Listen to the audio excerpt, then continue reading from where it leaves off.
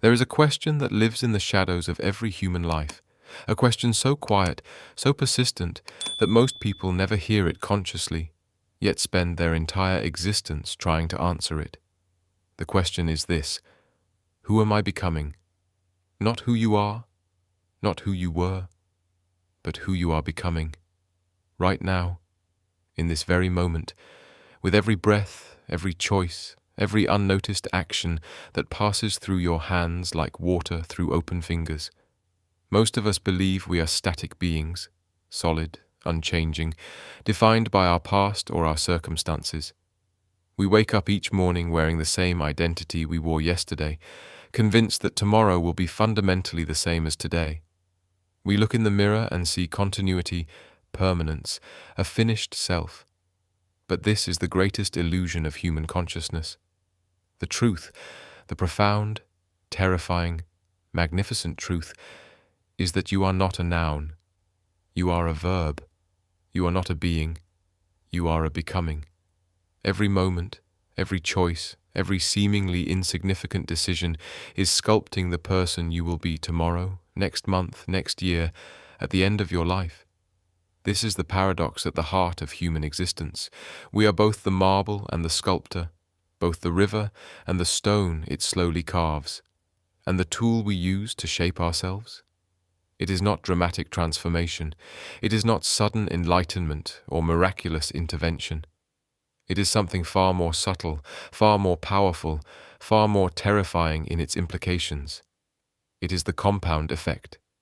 Imagine, if you will, a single drop of water falling onto a stone. Nothing happens. The stone remains unchanged, unmoved, seemingly eternal in its solidity. Another drop falls. Still nothing. 1,000 drops. 10,000. The stone stands indifferent, mocking the water's futility. But return to that stone in 100 years, and you will find something impossible. The stone has been carved, not by force, not by violence, but by the patient, persistent, inexorable accumulation of small actions repeated over time. This is the compound effect, and it is the most powerful force shaping human destiny. We live in a culture obsessed with the dramatic. We worship the overnight success, the viral moment, the sudden breakthrough. We watch transformation television shows where people lose 50 pounds in 12 weeks. Businesses are built in a weekend. Relationships are mended in a single conversation. We have been conditioned to believe that meaningful change happens in explosions of effort, in grand gestures, in singular moments of decision that alter everything. But this is a lie that keeps us perpetually disappointed, perpetually starting over, perpetually believing that our lives will change when we finally get motivated enough, when we finally have enough willpower, when the perfect moment arrives. The truth is far more subtle and far more profound. Your life does not change in moments. It changes in movements, tiny, almost imperceptible movements repeated day after day, compounding silently beneath the surface of your awareness, until suddenly, mysteriously, you find yourself in a completely different place than where you began. You do not become wise in a single moment of enlightenment. You become wise through 10,000 small choices to pause before reacting, to listen before speaking, to question before judging. You do not become healthy in a single workout. You become healthy through 5,000 choices to take the stairs instead of the elevator, to drink water instead of soda, to sleep instead of scrolling. You do not become wealthy in a single investment. You become wealthy through a decade of small decisions to save instead of spend, to learn instead of consume, to build instead of merely enjoy. The compound effect is the principle that small, consistent actions, whether positive or negative, accumulate over time to create massive results that seem disproportionate to the individual actions themselves. And here is what makes this principle both beautiful and terrifying. It is always working. It is working right now, in this very moment. With every thought you think, every word you speak, every action you take or fail to take, you are compounding towards something. The only question is, what are you compounding toward? Tonight, we embark on a journey into the invisible architecture of human destiny. We will explore the psychology, neuroscience, and philosophy behind the compound effect, why it works, how it shapes us, and most importantly, how we can harness its power to deliberately design the life we want rather than passively accept the life our unconscious patterns create. This is not a speech about productivity hacks or success formulas.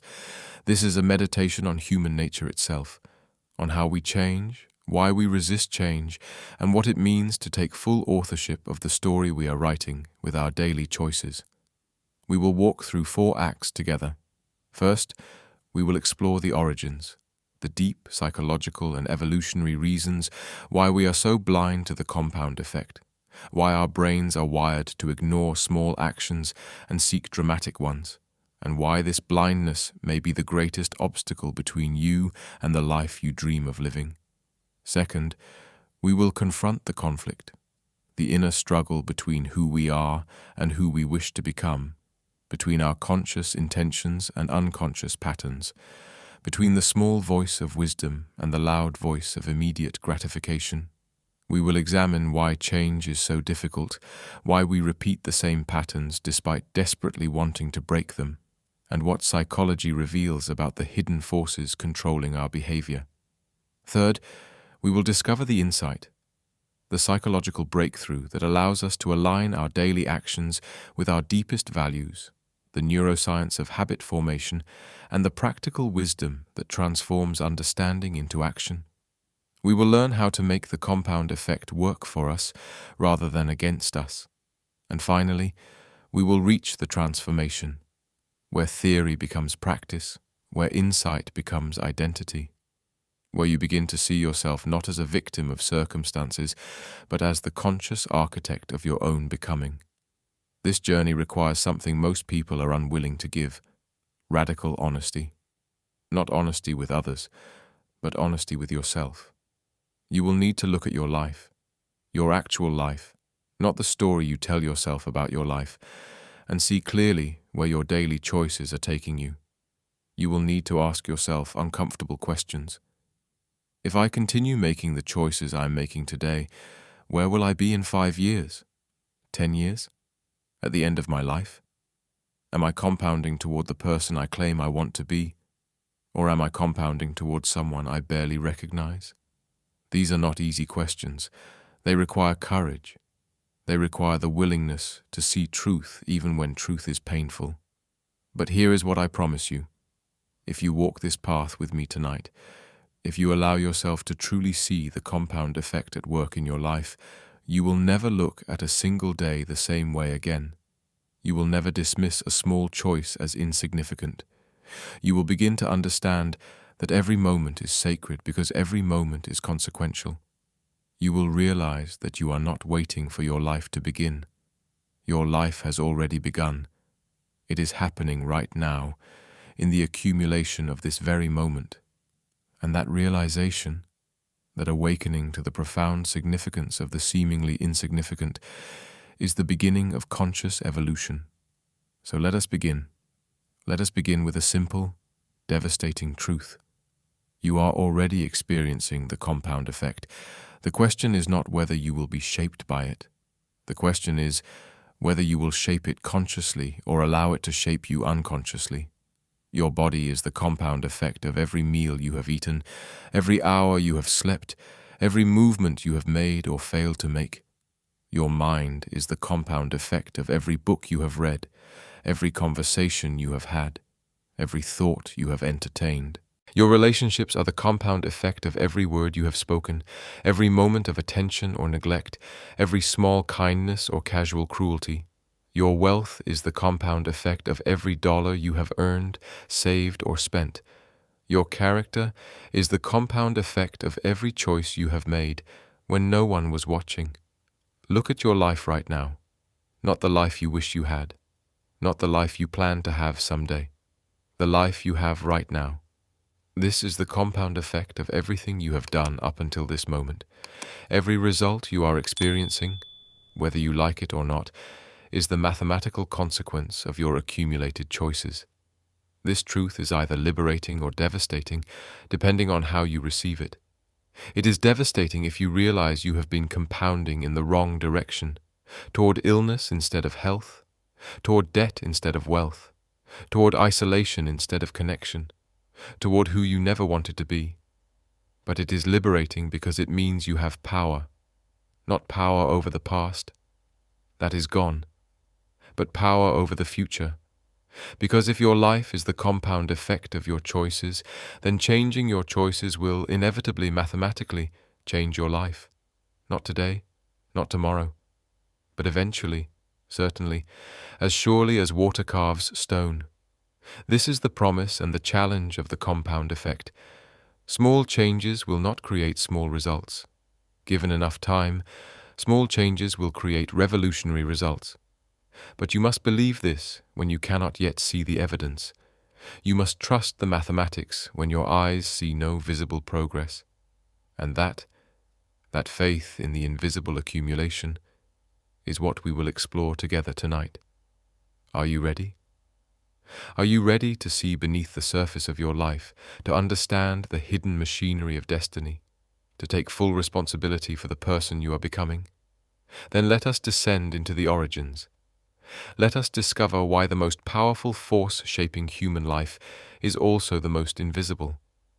Let us understand why your brain was never designed to perceive the compound effect, and why overcoming this blindness is the first step toward conscious self-creation. The journey begins not in action, but in awareness, not in doing, but in seeing. Not in the future we wish to create, but in the present we have been unconsciously creating all along. Let us begin.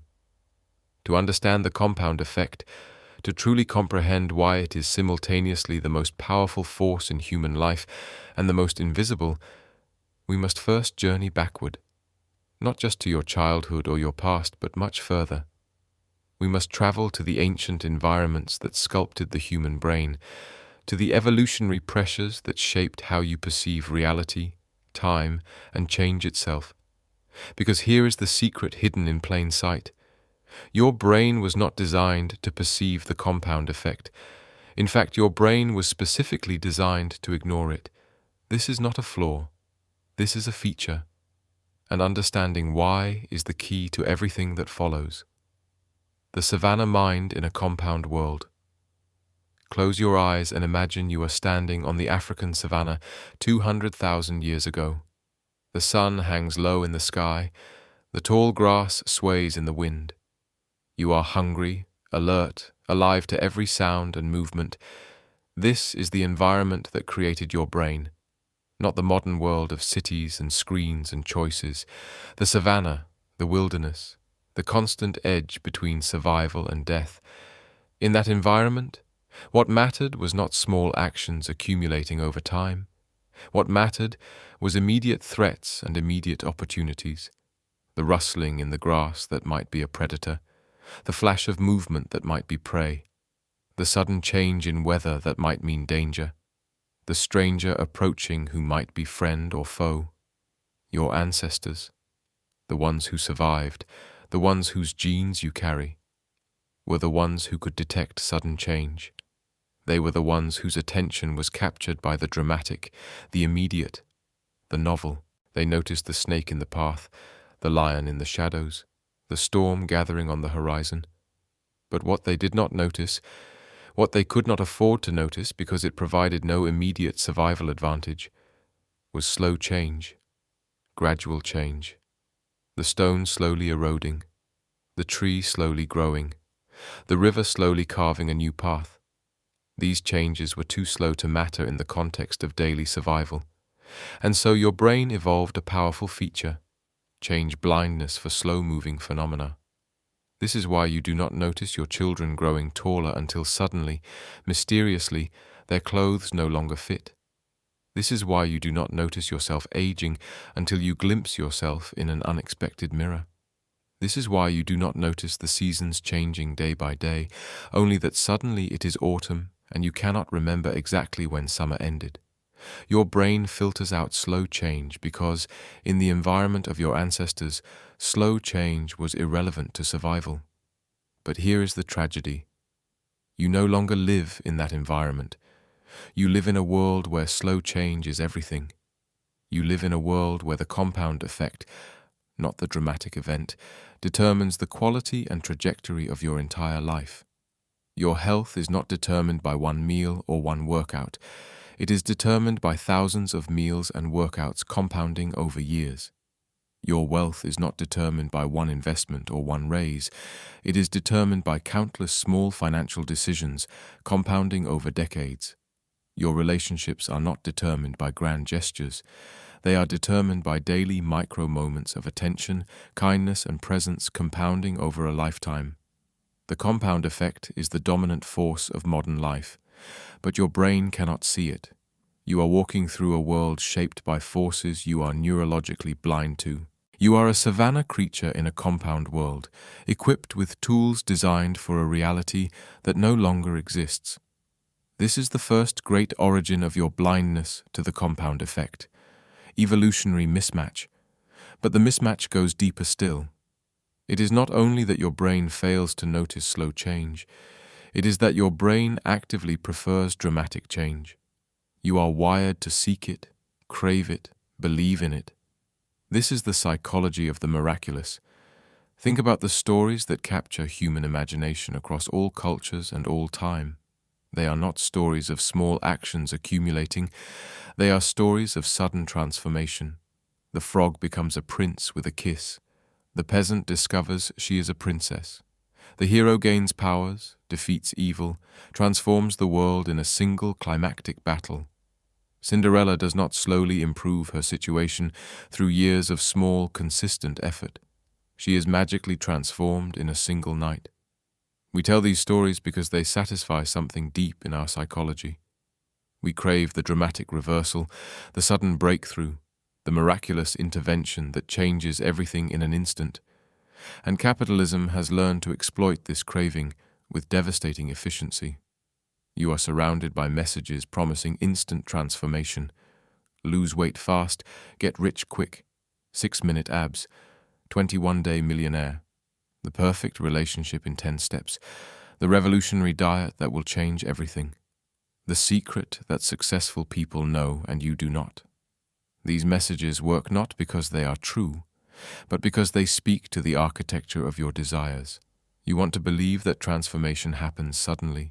You want to believe that the right information, the right technique, the right moment will create instant, visible, dramatic results. And so you try the diet for 3 weeks and give up when you have not transformed. You try the business idea for 2 months and abandon it when you are not rich. You read the self-help book and feel inspired for a day, then discouraged when your life looks exactly the same. You set the New Year's resolution and break it by February, confirming your belief that you simply lack willpower, discipline, or whatever quality successful people possess that you do not. But the real problem is not your lack of willpower. The real problem is your expectation. You are expecting dramatic change while engaging in the process of compound change.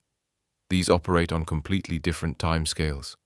And when the timescale of results does not match the timescale of your expectations, you interpret this as failure and quit. This is the second origin of your blindness, the illusion of linearity, the mathematics of compounding. Let me show you something that will change how you see time itself. Imagine I offer you a choice. I will either give you $1 million right now, today, in a single payment, or I will give you 1 penny today, 2 pennies tomorrow, 4 pennies the next day, doubling the amount every day for 31 days. Which would you choose? If you are like most people, you would take the $1 million. It seems obviously better. $1 million versus pennies. Even if they double, how much could pennies possibly become? But if you chose the $1 million, you would lose. Badly. On day 1, you receive 1 penny. On day 2, 2 pennies. On day 10, you would have just $5.12. By day 15, you would have only $163.84.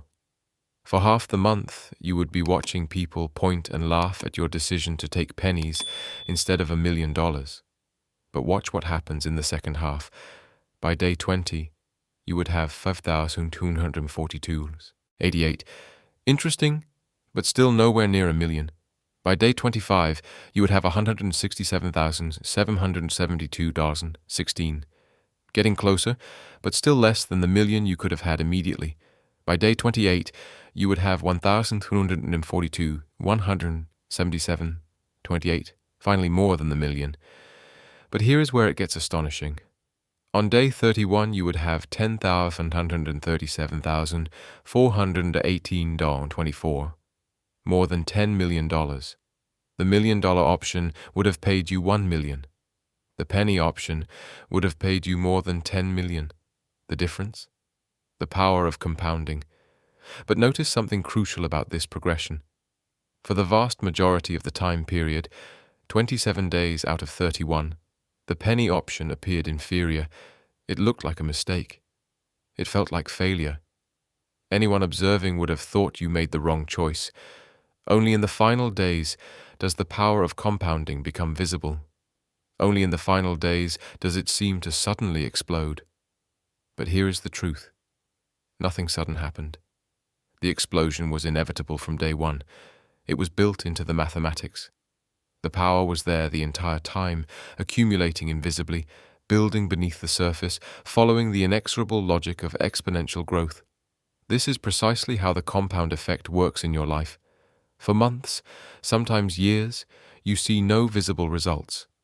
You are in the first half of the progression, where compounding is happening but remains invisible. You cannot see your health improving. You cannot see your mind expanding. You cannot see your wealth accumulating. You cannot see your skills developing, and so you quit. You quit at day 10, day 15, day 20. Right before the exponential curve begins its dramatic rise. You quit precisely at the moment when the compounding is about to become visible. This is why most people never experience the full power of the compound effect, not because it does not work, but because they abandon it before it has time to work. The mathematician would tell you that compounding is exponential, not linear.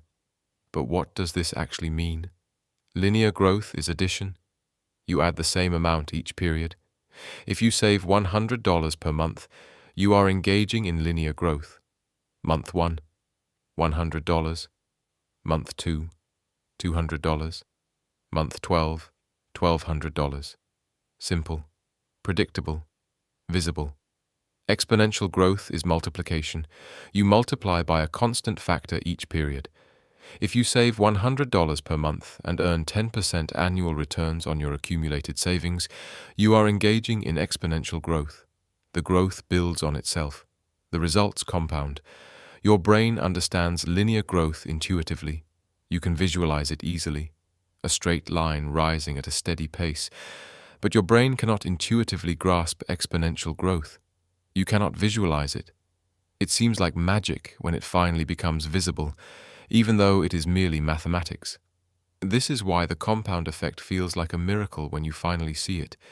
Your business was struggling for years, and then suddenly, seemingly overnight, it is thriving. You were learning a skill with no visible progress, and then suddenly you are an expert.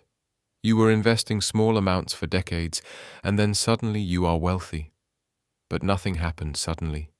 The miracle was built penny by penny, day by day, choice by choice. The miracle is not the result. The miracle is the patient accumulation itself. And here is what this means for your life. If you cannot learn to trust the invisible accumulation, if you cannot learn to persist through the long period where no visible results appear, you will never experience the exponential results that compound effort creates. You must become comfortable with the uncomfortable truth that significant change requires insignificant action repeated over significant time. The neuroscience of the present. But there is an even deeper layer to this origin story. It is not only that your brain cannot see slow change. It is not only that you crave dramatic transformation. It is that your brain is fundamentally oriented toward the present. Neuroscience reveals something profound about human consciousness. The present is vivid and real, while the future is abstract and unreal. You can see, hear, touch, taste, and feel the present. The future is merely a concept, a story you tell yourself, a shadow that may or may not materialize. This creates a profound asymmetry in how you make decisions. When you are choosing between eating the cake or skipping it, you are choosing between a real, vivid, immediate pleasure and an abstract, distant, uncertain benefit. The cake is here, calling to you with its sweetness and texture and comfort. The health you will have in 5 years from skipping the cake is a story, a hope, a calculation that feels fictional. Your brain, your ancient, savanna-adapted brain, chooses the real over the abstract. It chooses the present over the future. It chooses the visible over the invisible. This is not weakness. This is not lack of willpower. This is the fundamental architecture of human consciousness. Psychologists call this temporal discounting or present bias. The further in the future a reward exists, the less your brain values it. $100 today is worth more to your emotional brain than $100 next year, even though rationally they are the same. This is why you skip the workout today, small present discomfort, even though you desperately want to be healthy next year, large future reward. The present is real, the future is theoretical, and the compound effect, by its very nature, requires you to endure small present discomforts for large future rewards. It requires you to override your brain's default programming. It requires you to believe in the invisible, to trust the abstract, to value the distant more than the immediate. This is why behavior change is so difficult. You are not fighting against external obstacles. You are fighting against the basic operating system of human consciousness. So let us gather these threads together. Let us see the full picture of why the compound effect is simultaneously the most powerful force in your life and the most invisible. You have a brain designed to notice sudden change and ignore slow change.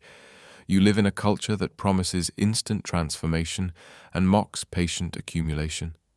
You have a mathematical inability to perceive exponential growth intuitively. You have a neurological bias toward the present and away from the future. All of these forces conspire to keep you blind to the compound effect. They keep you starting and stopping, seeking magic bullets, waiting for the perfect moment, believing that transformation happens in explosions of effort rather than in the quiet accumulation of small choices. But now, right now, something has changed. You can see it. You understand the origins of your blindness. You know why the compound effect is invisible. You know why your brain resists it. You know why culture denies it. And with this understanding comes a question that will define the rest of your life. Now that you know, what will you do? Will you continue living as if dramatic change is what matters, or will you finally embrace the truth that small change, accumulated patiently, is the only change that lasts? Will you continue seeking the miracle, or will you become the miracle through the patient mathematics of daily choice? This is not merely a philosophical question. This is the question that separates those who design their destiny from those who accept whatever destiny their unconscious patterns create. But before we can answer it, before we can learn to harness the compound effect, we must confront something even more challenging. We must look at the war happening inside you right now, in this very moment. We must examine the conflict between who you are and who you are becoming, between your conscious intentions and your unconscious patterns, between the life you claim to want and the life your daily choices are creating. We must enter the struggle. There is a war happening inside you. It has been raging since the moment you became conscious enough to imagine a future different from your present. It is fought not with weapons, but with choices. Not on battlefields, but in the small private moments when no one is watching. It is the war between who you are and who you wish to become. This is not a war anyone else can see. There are no visible wounds, no dramatic confrontations, no clear victories or defeats. It is fought in silence, in the gap between intention and action, in the moment between knowing what you should do and doing what you actually do. And most people lose this war without even realizing they are fighting it. They wake up one morning at 40, 50, 60 years old and wonder, how did I become this person? This was not the plan. This was not the dream. Where did the years go? Where did I go? The answer is devastating in its simplicity. You lost the war one small battle at a time. You chose the easy over the important, the comfortable over the meaningful, the immediate over the eventual. Not once, not dramatically, but thousands of times in small, seemingly insignificant moments that you dismissed as inconsequential. And each of those moments compounded. Each of those choices added up, until suddenly, though it was never sudden, you found yourself living a life you barely recognize, inhabited by a person you never consciously chose to become. This is the dark side of the compound effect. It works in both directions. It compounds your positive choices into extraordinary results, and it compounds your negative choices into quiet devastation. So let us walk into this war. Let us understand why it is so difficult to choose the small, consistent actions that create the life you want. Let us confront the psychological forces that keep you trapped in patterns you desperately wish to break. Let us see clearly why knowing what to do and actually doing it are separated by an enormous chasm that most people never cross. The war begins with a lie you tell yourself. The lie sounds reasonable. It sounds harmless. It sounds like this. This one time doesn't matter. You are standing at a choice point. You could make the choice that aligns with who you want to become. Or you could make the choice that feels easier, more comfortable, more immediately gratifying. And the voice in your head whispers, this one time doesn't matter. One cookie won't make you unhealthy. One skipped workout won't ruin your fitness. 1 hour scrolling won't destroy your productivity. One purchase won't bankrupt you. One day won't change anything. And you know what? That voice is right. One choice does not matter. One cookie will not make you overweight. One skipped workout will not make you weak. One day of poor choices will not ruin your life. But here is the trap hidden in that truth, that one choice is never really one choice. It is never truly isolated, truly singular. Because every choice you make does two things simultaneously.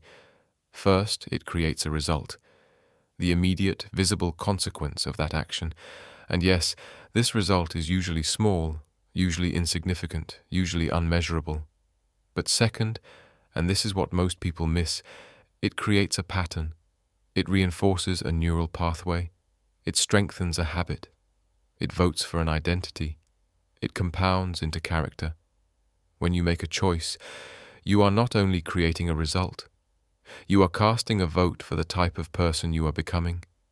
You are telling your brain, this is who I am. This is what I do in this situation. And your brain is listening. Your brain is learning. Your brain is compounding. Make the choice once, and it is trivial. Make it twice, and it is slightly less difficult the second time. Make it 10 times, and it has become a preference. Make it 100 times, and it has become a habit. Make it 1,000 times, and it has become your identity. This is why the single choice is an illusion. There are no single choices. There are only repeated choices that have not yet compounded into patterns, or patterns that have not yet compounded into identity. Every choice is a practice. You are always practicing something.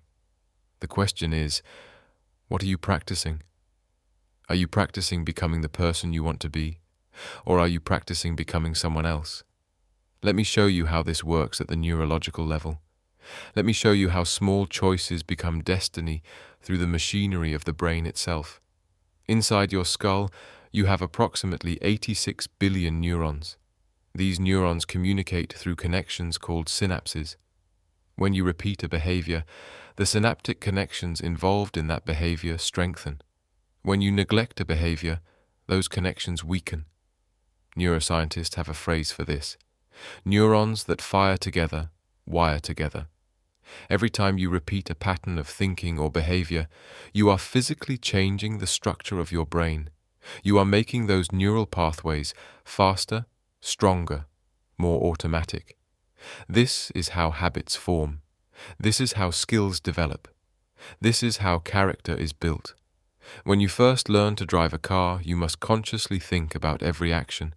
Press the clutch, shift the gear, check the mirror, signal, turn the wheel. It requires enormous mental effort. But as you repeat these actions, the neural pathways strengthen. The movements become fluid, automatic, unconscious. Eventually you can drive while having a conversation, listening to music, thinking about dinner. The driving itself has become so automatic that it requires almost no conscious attention.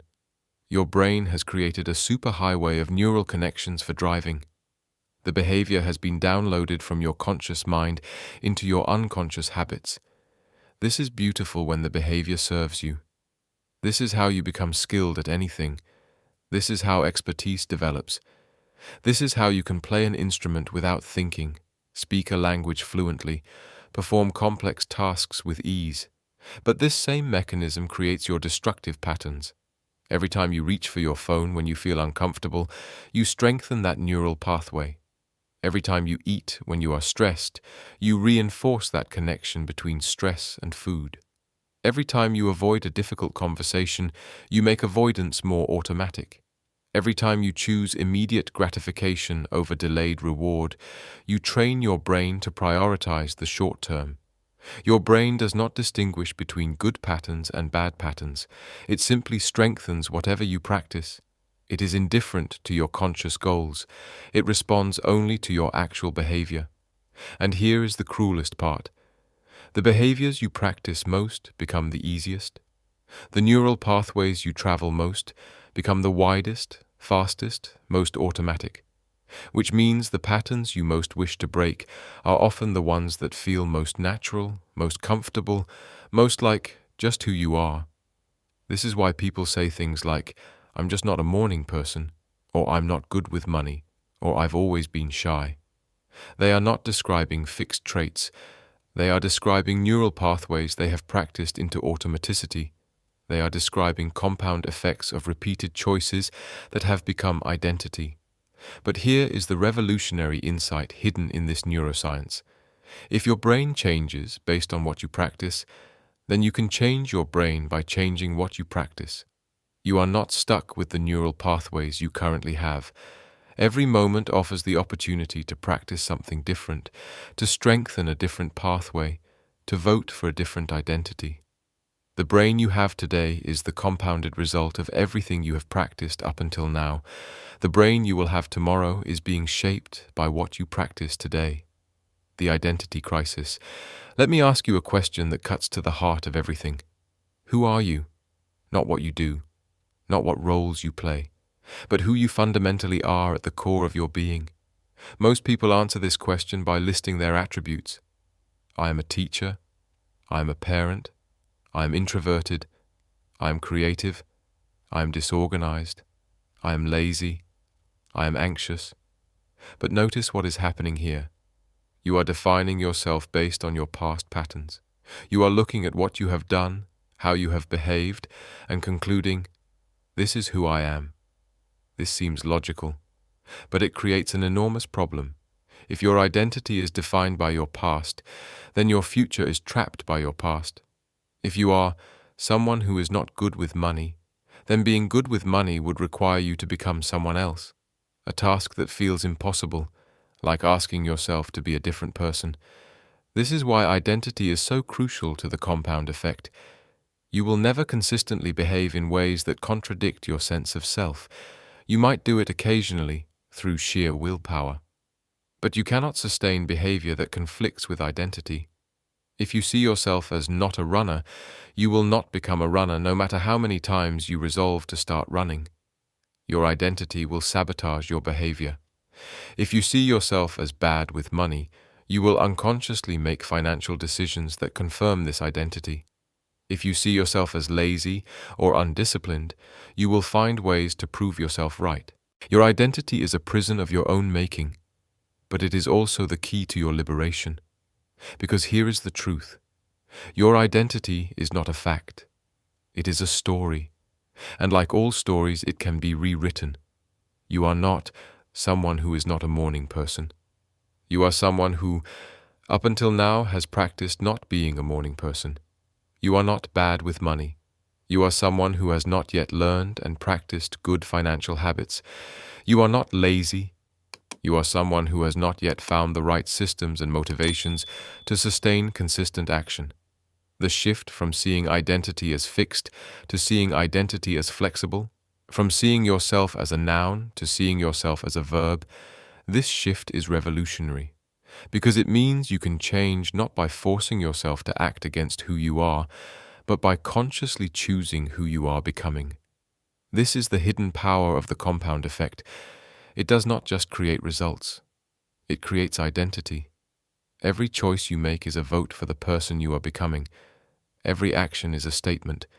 This is who I am. If you go to the gym today, you are not just getting a workout. You are casting a vote for the identity of someone who exercises. Do it enough times, and you become someone for whom exercise is not a chore, but an expression of identity. You become someone who exercises because that is simply what you do, who you are. The same is true for every behavior. You are not trying to write a book. You are becoming a writer by writing every day. You are not trying to save money. You are becoming a financially responsible person by saving every month. You are not trying to be kind. You are becoming a kind person by choosing kindness in daily interactions. The behavior creates the identity, and the identity makes the behavior automatic. This is the psychological breakthrough that allows people to harness the compound effect. They stop trying to achieve goals through discipline. They start becoming the person for whom those goals are natural outcomes. They focus not on what they want to achieve, but on who they want to become. And then they let their daily choices vote for that identity. But here is where the conflict becomes truly intense. Here is where most people break. Between who you are now and who you want to become lies a valley. A dark, difficult, uncertain valley where the old identity has not yet died and the new identity has not yet been born. This valley is where the compound effect is invisible. This is where you are doing everything right, but seeing no results. This is where your present self is sacrificing and your future self has not yet materialized. This is where faith is required because evidence does not yet exist. Psychologists call this the messy middle or the plateau of latent potential. You are climbing toward a breakthrough, but you cannot yet see it. You are in the first 27 days of the penny doubling example, wondering why you chose pennies instead of $1 million. You are in the invisible part of the exponential curve, and this valley, this plateau, this messy middle, is where most people quit. They quit not because the compound effect failed. They quit because they could not tolerate the period where it had not yet succeeded. They quit because their present discomfort exceeded their faith in future transformation. They quit because the valley was too dark, too long, too uncertain. But here is what you must understand. The valley is not an obstacle to the compound effect. The valley is the compound effect. This is where the compounding is happening. This is where the neural pathways are being carved. This is where the identity is being forged. This is where the mathematics is running its inexorable course beneath the surface of visibility. The breakthrough does not happen after the valley. The breakthrough happens because of what you did in the valley. So the question is not whether you will enter the valley. If you pursue any meaningful change, any significant growth, any worthwhile transformation, you will enter the valley. The question is, will you have the courage to stay in the valley long enough for the compounding to work? Will you trust the invisible accumulation? Will you persist when you cannot yet see progress? Will you continue making the right small choices even when those choices seem to make no difference? This is the ultimate test of the compound effect. This is where character is revealed. This is where the war is won or lost. Let us pause here and acknowledge something important. This conflict is real. The struggle is not a sign that you are doing something wrong. The difficulty is not evidence that you are weak or broken or lacking some essential quality. The struggle is the process. The discomfort is the change happening. The valley is the path. You are at war with yourself. between who you have been and who you are becoming. And this war is holy. It is the most important war you will ever fight. It is the war that determines whether you will design your destiny or accept whatever destiny your unconscious patterns create. But you cannot fight this war with willpower alone. You cannot win through motivation or discipline or sheer determination. These tools will help, but they are not enough. To win this war, you need something deeper. You need understanding. You need strategy. You need systems. You need a way to make the compound effect work for you rather than against you. You need the insight. And that is where we turn now. That is the light at the end of this dark valley. Because what I am about to show you is the psychological breakthrough, the practical wisdom, the actionable knowledge, the proven strategies that allow you to align your daily behavior with your deepest values, to build habits that compound toward the life you want, to become the conscious architect of your own transformation. The conflict has been named, the enemy has been identified, the war is understood. Now we learn how to win. There is a moment in every transformation when understanding shifts from theoretical to visceral, when you stop merely knowing something intellectually and start seeing it as reality, when the abstract becomes concrete, when the invisible becomes visible. This is that moment. Everything we have explored until now has been diagnosis. We have examined why the compound effect is invisible, why your brain resists it, why the conflict between present and future self is so difficult, why most people fail to harness its power. But diagnosis is not enough. Understanding the problem does not solve the problem. You can know everything about why change is difficult and still never change. You can see clearly why the compound effect matters and still fail to apply it. What you need now is not more knowledge. What you need is transformation, the practical wisdom that converts understanding into action, insight into identity, awareness into actual change. So let us build the architecture. Let us construct the system that allows you to harness the compound effect deliberately, consciously, sustainably. Let us discover not just what to do, but how to actually do it, and keep doing it long enough for the mathematics to work. The 3 foundations. Every successful application of the compound effect rests on 3 foundations. Miss any one of these, and your efforts will eventually collapse. Build all 3 correctly, and transformation becomes not just possible, but inevitable. The 3 foundations are identity, environment, and system. Let us examine each one. Foundation 1. Identity. We have already touched on this, but now we go deeper. Now we make it practical. The key insight is this: sustainable behavior change does not come from trying to achieve something. It comes from deciding who you want to become and then proving it to yourself through small wins. Most people approach change backward. They set an outcome goal. I want to lose 20 pounds, or I want to make $1 million, or I want to write a book. Then they try to force behavior that will achieve that goal. And when the behavior feels difficult or the results do not come quickly enough, they quit.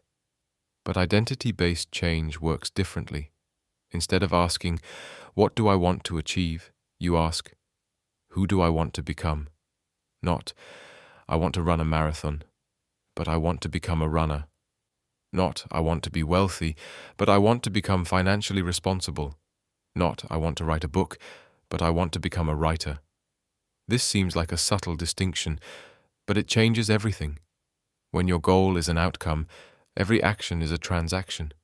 You exercise to lose weight. You save money to be rich. You write to finish a book. And if the outcome does not materialize quickly, the behavior loses its meaning. But when your goal is an identity, every action is evidence. You exercise because you are a runner, and that is what runners do. You save money because you are financially responsible, and that is what financially responsible people do. You write because you are a writer, and that is what writers do. The behavior is no longer a means to an end. The behavior is the end. It is the expression and reinforcement of who you are. This is how you escape the willpower trap. You stop relying on motivation to force yourself to act against your identity. Instead, you change your identity and then let the behavior flow naturally from that identity. But how do you actually change your identity? How do you become someone different? Here is the answer, and it is beautifully simple. You become your identity through evidence. Every action you take is a vote for the person you are becoming. The more votes you cast, the stronger that identity becomes. If you want to become a reader, read for 10 minutes today. That is one vote for I am a reader. Tomorrow, read for 10 minutes again. Another vote. Do it for 30 days, and you have cast 30 votes. That is enough evidence to start believing the identity. Do it for a year, and the identity becomes unshakable. You are not trying to become a reader someday. You are becoming a reader right now, with every page you turn. You are not trying to become healthy in the future. You are becoming healthy today, with every choice that votes for that identity. This is the first foundation. Focus on identity, not outcomes. Let every small action vote for who you want to become. Foundation 2. Environment. Here is a truth that will free you from endless frustration. You are not weak. You are not lazy. You are not undisciplined. You are simply human. And humans are extraordinarily influenced by their environment. The environment you inhabit, physical, social, digital, shapes your behavior more than your intentions ever could. This is not a flaw. This is how humans evolved. We are shaped by context. We adapt to our surroundings. We mirror those around us. We take the path of least resistance. Most people try to change their behavior while keeping their environment the same. This is like trying to grow a garden in rocky soil and blaming the seeds when nothing grows. The seeds are fine. The environment is wrong. If you want different behavior, design a different environment. Make the behavior you want easy and the behavior you do not want difficult. If you want to read more, put books everywhere, on your nightstand, in your bag, by your couch. Remove the television from your bedroom. Delete social media apps from your phone.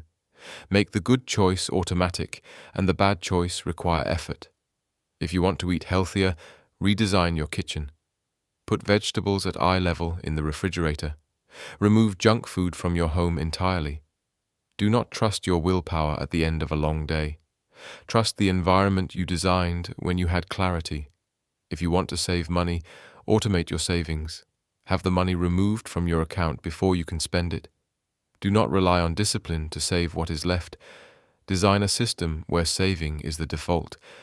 This is what psychologists call choice architecture, designing your environment so that the right choice is the easy choice. And it works not because you become more disciplined, but because you stop needing discipline. Willpower is like a muscle. It fatigues with use. But systems are tireless. Systems run automatically. Systems do not require daily decisions. You decide once, design the environment, and then let the environment do the work. And here is what most people miss. Your social environment matters even more than your physical environment. You become the average of the people you spend time with. Not because you consciously copy them, but because humans unconsciously mirror the norms and behaviors of their social group. If you want to become healthier, spend time with healthy people. If you want to become wealthier, spend time with people who have good financial habits. If you want to become wiser, spend time with people who read, think, and question. You do not need to abandon your current friends, but you need to deliberately expand your environment to include people who embody the identity you are trying to build. Their behavior will become your new normal. Their standards will become your standards. Their habits will become easier to adopt because they are the expected, the ordinary, the default in that environment. This is the second foundation. Design your environment to make the right choices automatic. Foundation 3. System. The third foundation is where most people stumble. They have the right identity. They have a good environment, but they do not have a sustainable system for actually doing the behavior consistently. They rely on motivation, which is unreliable. They rely on discipline, which is exhaustible. They rely on dramatic efforts, which cannot be sustained, and eventually, inevitably, they burn out and quit. But what if you did not need motivation? What if you did not need willpower?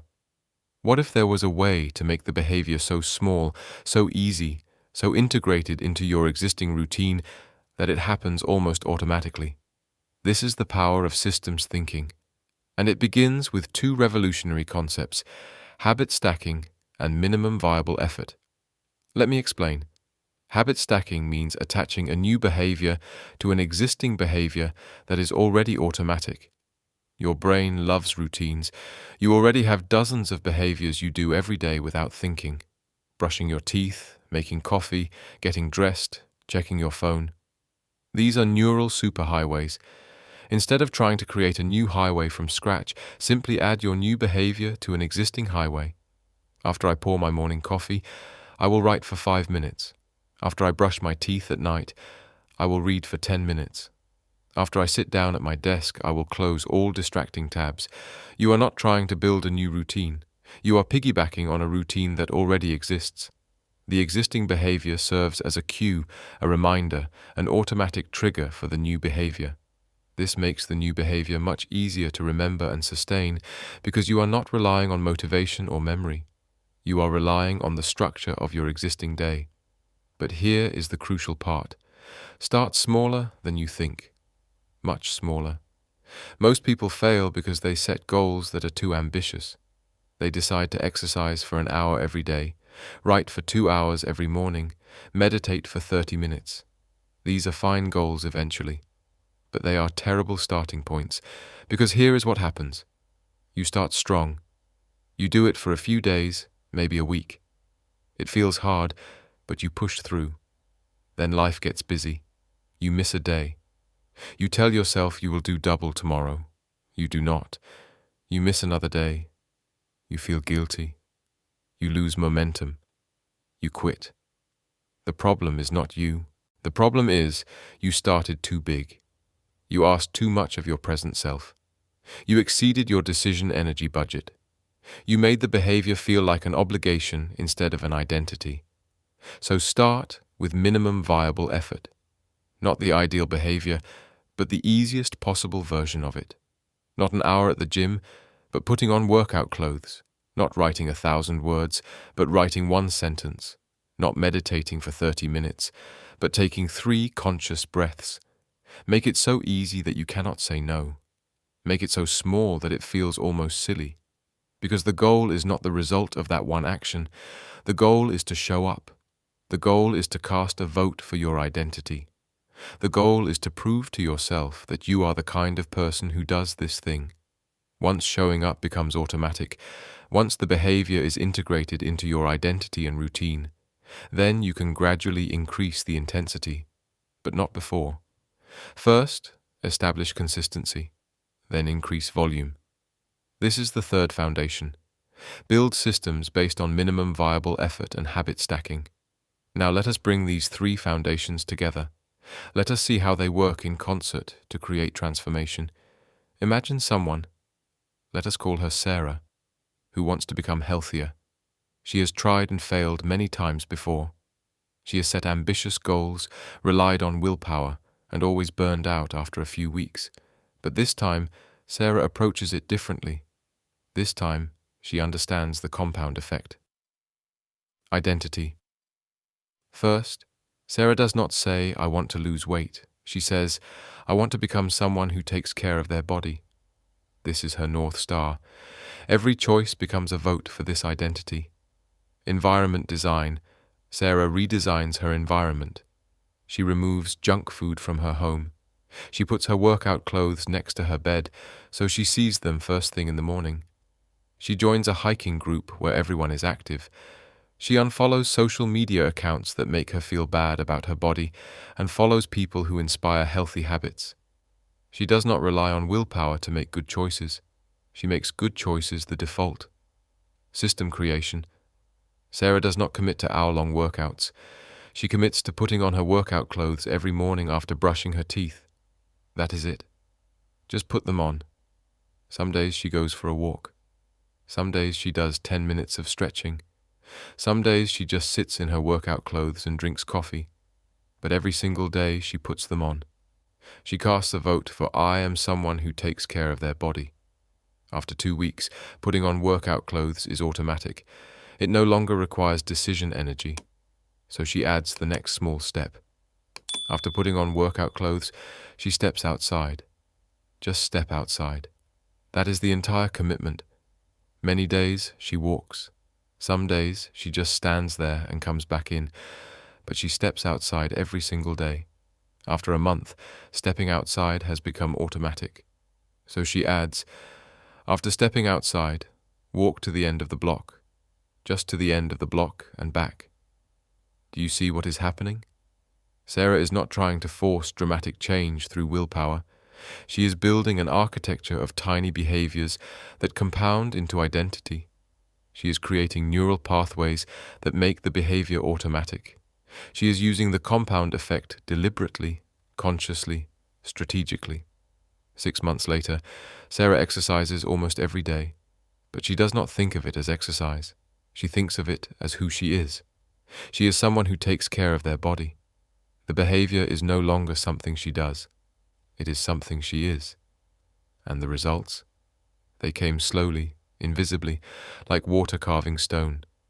She did not see any change for the first month, maybe the second month. But by month 3, people started noticing. By month 6, her entire body had transformed. By month 12, she could not remember what it felt like to be the person who struggled with health. But here is what matters most. The transformation was not the result. The transformation was the process. Sarah became a different person not when she reached her goal weight, but every single day she put on those workout clothes. The compound effect was working invisibly all along, carving new neural pathways, building new identity, creating new reality. This is the architecture of becoming. This is how you harness the compound effect. The power of keystone habits. But here is where the insight becomes even more practical. Not all habits are equal. Some habits, when established, create a cascade of other positive changes. Psychologists call these keystone habits. A keystone habit is a behavior that naturally leads to other beneficial behaviors without requiring additional effort. It is like the first domino that knocks down many others. Exercise is often a keystone habit. People who start exercising regularly tend to spontaneously eat better, sleep better, be more productive, and feel more confident. They do not have to force these other changes. The exercise creates a psychological momentum that spills into other areas. Sleep is another keystone habit. When people prioritize sleep, they have more decision energy, better mood regulation, improved impulse control, and clearer thinking. This makes every other positive behavior easier. Reading is a keystone habit. People who read regularly tend to think more deeply, communicate more clearly, and make more informed decisions across all areas of life. The strategic insight is this: instead of trying to change everything at once, identify and focus on establishing one keystone habit.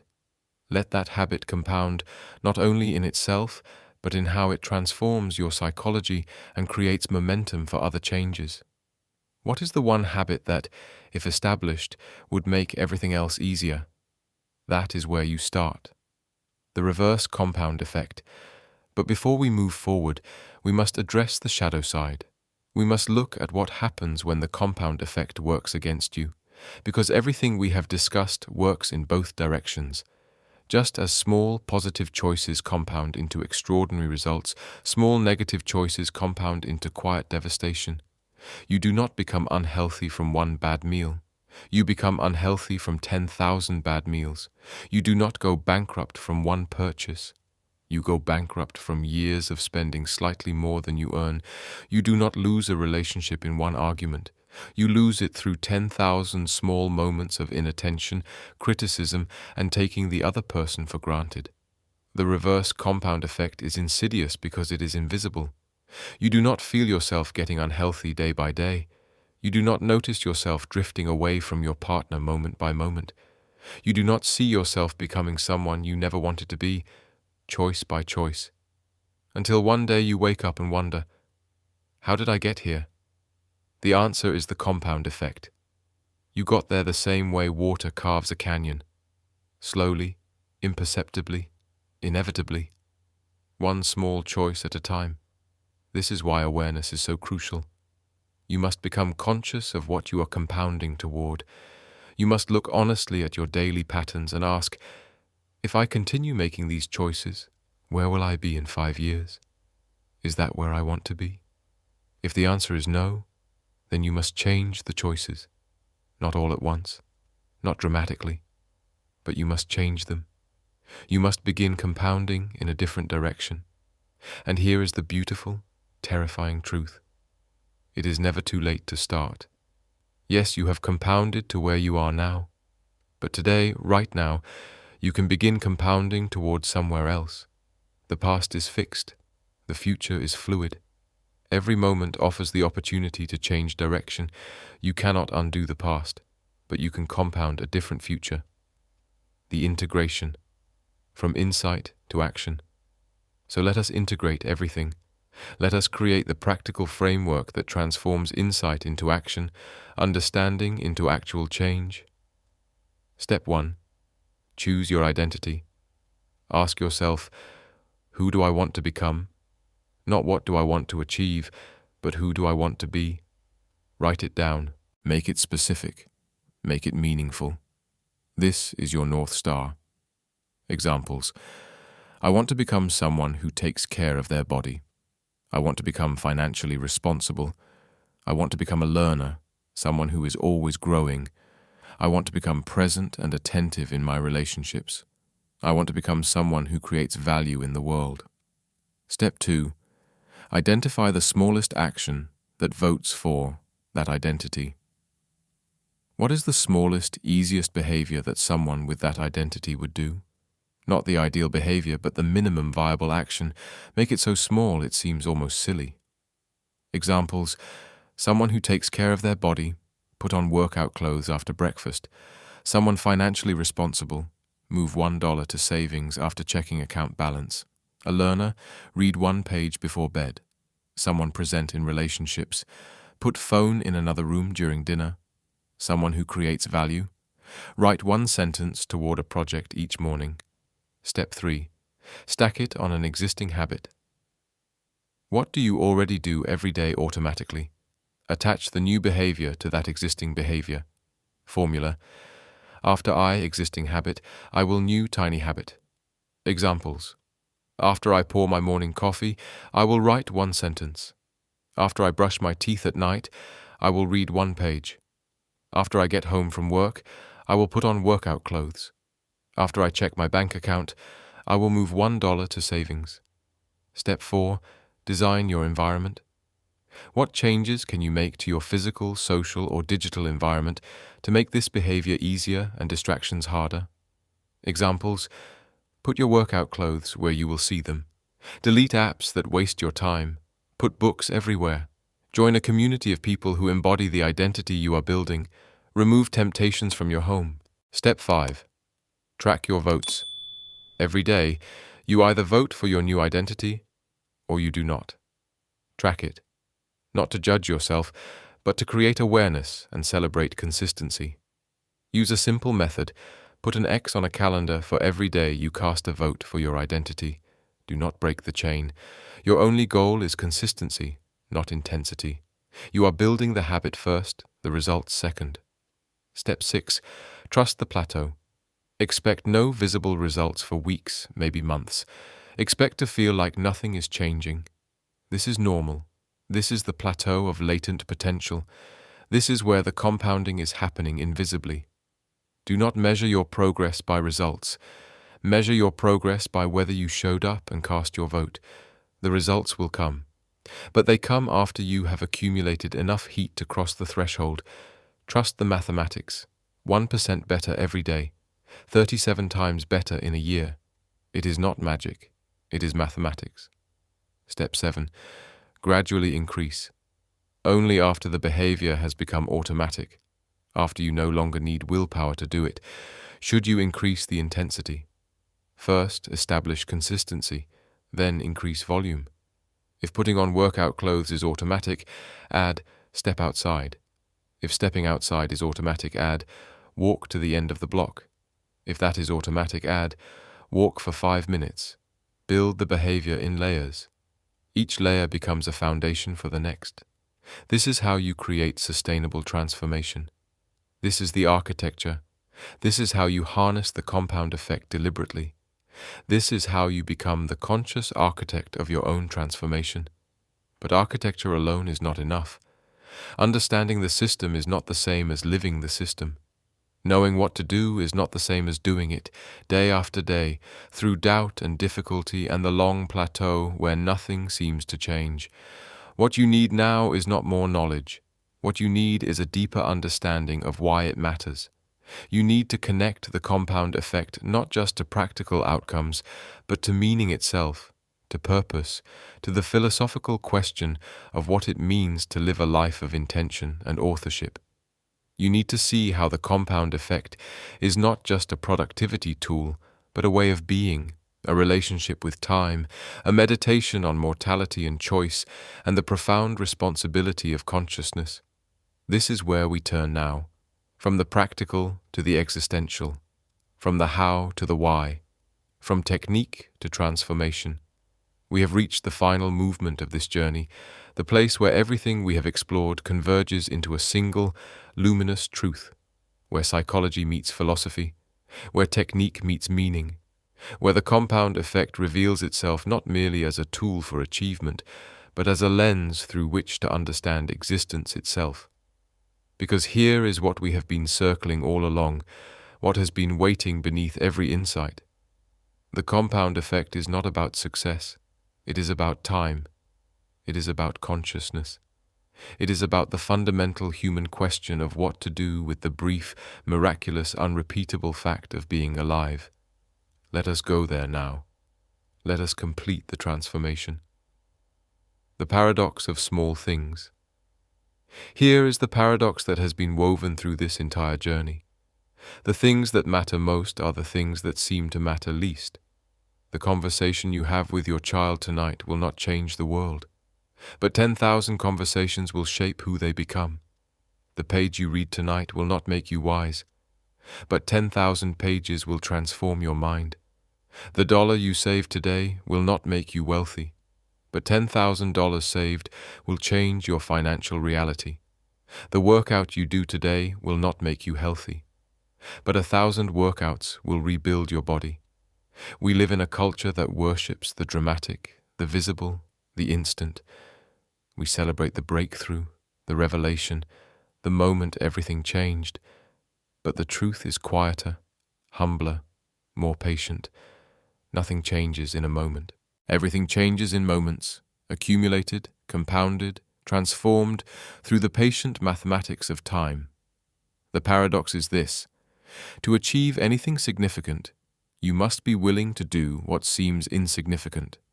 To become extraordinary, you must be willing to be ordinary. Day after ordinary day, choice after ordinary choice, moment after ordinary moment. This is not glamorous. This will not be celebrated. No one will applaud you for making one good choice today. No one will notice that you showed up, did the work, cast a vote for your identity. But you will notice. Your brain will notice. Your body will notice. Your future self will notice.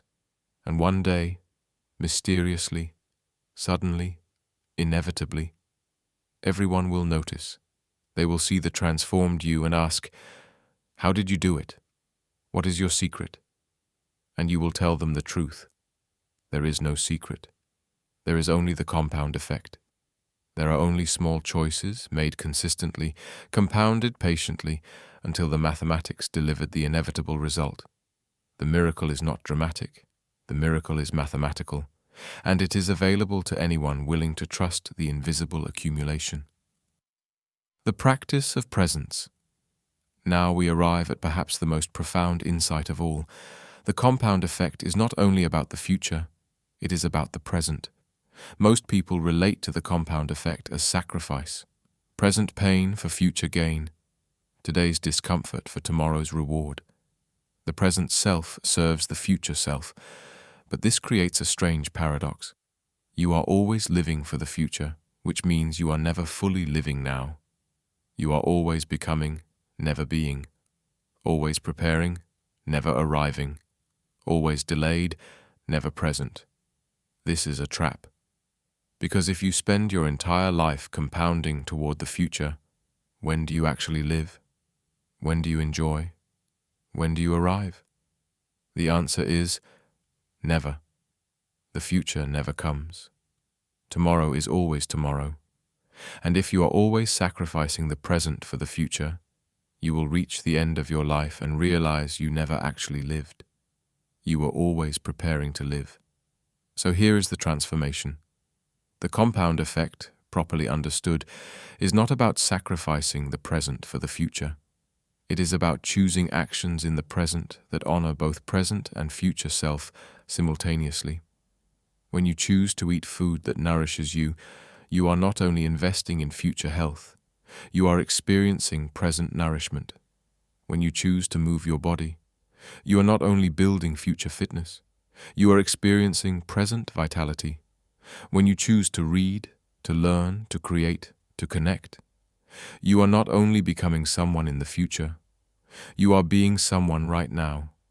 The compound effect, at its highest expression, is not delayed gratification. It is aligned gratification. It is choosing actions that feel meaningful both now and later. It is living in a way where the journey and the destination are the same thing. This is the practice of presence. Make choices that honor who you are becoming without abandoning who you are being. Do not live for the future. Live from your future self, meaning make choices as if you were already the person you want to become. Act as if the identity you are building is already true, because in the moment you choose it, it is true. You are not waiting to become a healthy person. You are being a healthy person right now, in this choice. You are not trying to become wise. You are practicing wisdom right now, in this moment of pause and reflection. You are not working toward becoming your best self. You are expressing your best self right now in this small action that aligns with your values. The compound effect is not the future. The compound effect is now, accumulated. It is presence repeated. It is this moment, honored and multiplied across time.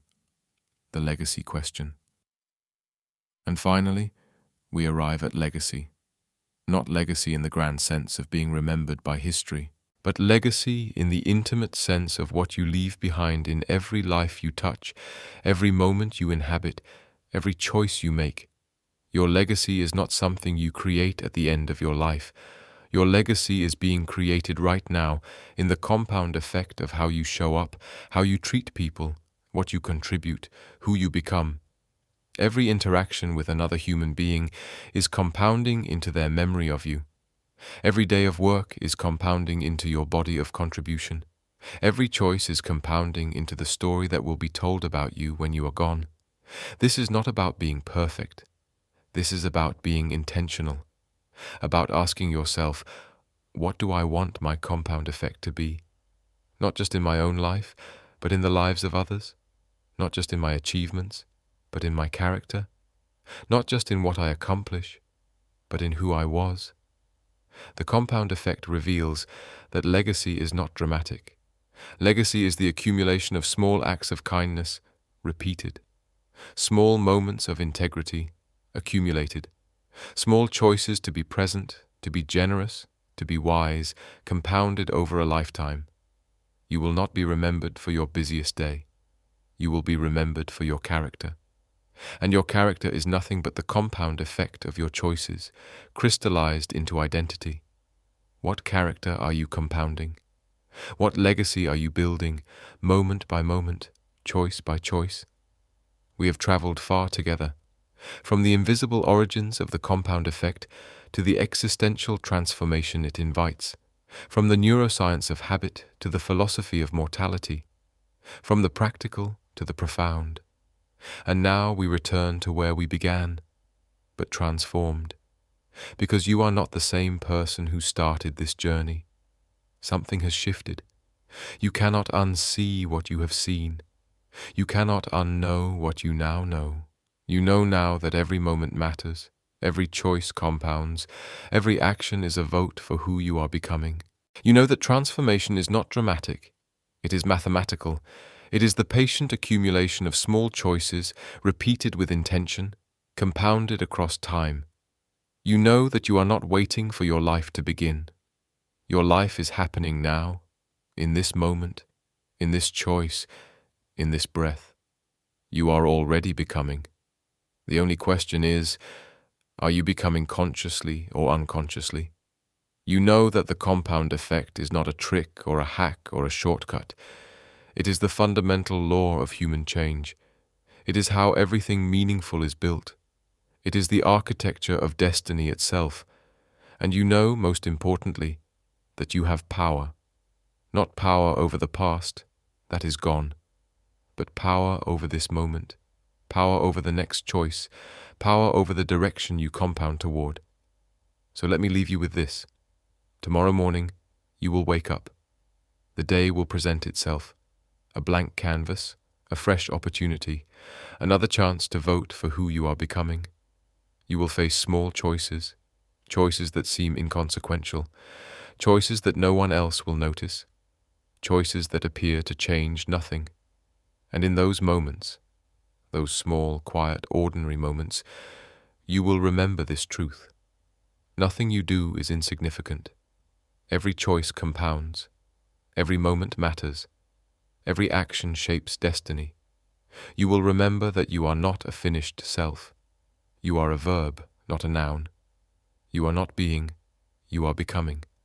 And who you are becoming is determined by what you choose, moment by moment, day by day, year by year. You will remember that transformation does not happen suddenly. It happens slowly, invisibly, inevitably. Like water carving stone, like heat melting ice, like pennies doubling into millions. And you will make your choice, a small choice, an easy choice to dismiss, a choice that seems to change nothing. But you will make it knowing that it changes everything, because it is not just a choice, it is a vote, a statement, a declaration. This is who I am. This is who I am becoming. And that choice will compound. Tomorrow's choice will compound. The choice after that will compound. Day after day, week after week, year after year, the mathematics will run its inexorable course beneath the surface of visibility.